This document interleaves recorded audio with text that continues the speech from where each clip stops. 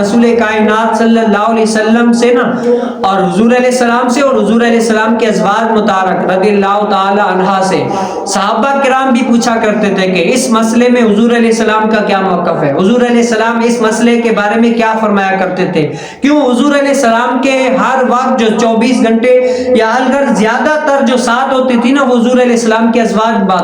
یعنی گھر والیاں وہ ساتھ ہوا کرتی تھی، ان کو بہت سارے مسائل آتے تھے، تو صحابہ بھی اپنی عبادات کو بچانے کے اعتبار سے ہر مسائل کو جو نہیں جانتے وہ صحابیات سے بھی پوچھا کرتے تھے کہ نبی علیہ السلام کا اس بارے میں کیا موقف تھا، اس بارے میں اس مسئلے کے بارے میں حضور علیہ السلام کیا فرمایا کرتے تھے۔ اسی طریقے سے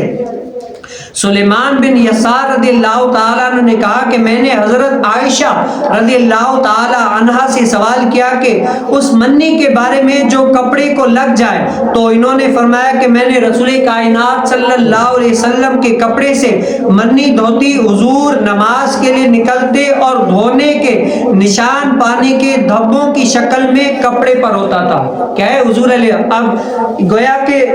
سائل یہ پوچھنا چاہ رہا تھا کہ اگر کسی کے کپڑے پر نا منی وغیرہ کے یا الغرض کوئی بھی غلاظت کی کوئی نشان آ گیا، جیسے ظاہر سے طور پر اس پر نشان آ گیا، تو اب کیا کپڑے بدلنا ضروری ہے یا اس جگہ کو صاف کرنا ضروری ہے؟ تو حضرت سیدنا عائشہ صدیقہ رضی اللہ تعالی عنہا نے اپنا عمل بتا دیا کہ میں نبی علیہ السلام کے کپڑے دھوتی تھی جہاں پر، اب محدثین فرماتے ہیں کہ وہ منی حضور علیہ السلام کی ہو یا اس اپنے ازواج مبارک رضی اللہ تعالی عنہ کی ہو، دونوں کی یعنی ہو سکتی ہے۔ اب حضرت سیدنا عائشہ صدیقہ رضی اللہ تعالی عنہ نے فرمایا کہ میں حضور علیہ السلام کے کپڑے دھوتی تھی، منی یا غلاظت کا نشان ہوتا تھا تو حضور علیہ السلام کے وہ کپڑے دھوتی تو دھونے صرف وہی کپڑے وہاں سے صحیح طریقے سے دھو دیتی۔ تو آپ نے دیکھا ہے کپڑا اگر کوئی چائے وغیرہ گر جائے مثال کے طور پر سمجھانے کے اعتبار سے تو ہم کیا کرتے ہیں، دھو دیتے پانی سے، پھر یہاں پر کیا ہے اس چائے کے بھی تھوڑے اثرات ہوتے ہیں اور پانی سے جو ہم نے نچوڑا ہوتا ہے وہ کپڑے پر بھی نمایاں نظر آ رہے ہوتے ہیں، ظاہر اسی طور پر دور والا بندہ بھی دیکھ لیتا ہے کہ ہاں یہاں پر کوئی چیز گری تھی اس نے صاف کی ہے۔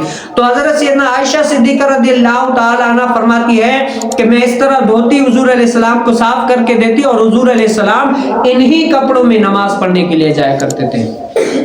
لیکن آج آپ ہمارے ارد گرد دیکھیں، ہمارے یہاں رائج ہوتا ہے کہ اگر کسی کے کپڑے پر یا الغرض کہیں پر بھی کوئی نجاست لگ جائے نا تو وہ کپڑے چینج کر لیتا ہے۔ بھائی یہ بھی اچھا ہے، کیا ہے یہ ہے تقویٰ، کیا ہے یہ ہے تقویٰ، زیادہ پرہیزگاری کہ نہیں بھئی کوئی اثر رہ گیا ہوگا، یعنی یہ دل میں خیال کرنا کہ یعنی کوئی نہ کوئی جگہ رہ گئی ہوگی، کوئی نہ کوئی غلاظت رہ گئی ہوگی، میں کیا ہے کپڑے ہی چینج کر لیتا ہوں۔ آپ پہلے ایسے کرتے تھے، کیا پتا آج جو کپڑوں کی اتنی وسعت ہے پہلے نہیں ہوا کرتی تھی اسی لیے کیا کیا کرتے تھے، لیکن کیا ہے فتویٰ یہ ہے کہ اگر کپڑوں سے آپ نجاست کو دور کر کے عبادات، ریاض، نماز، قرآن وغیرہ پڑھنا چاہیں تو پڑھ سکتے ہیں، یہ ہے فتویٰ۔ اور تقویٰ کیا ہے، اگر آپ کوئی نیا کپڑا یعنی کپڑے بدل کر کے دوسرے کپڑے پہنے اور پھر